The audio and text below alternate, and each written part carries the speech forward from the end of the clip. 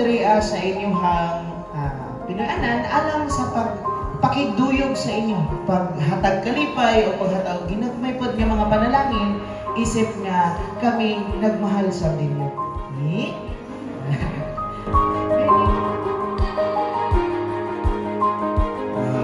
Sa mga kauban, don't wait for that defining moment in your life na kung asa mo makahelp, because it will never come, no? Do the work, get in there, do the work. Don't tell the world that you are ready, and show it. And last thing, isa kasama tayo mo abot, treat everyone kindly, and let's light up the light. Thank you.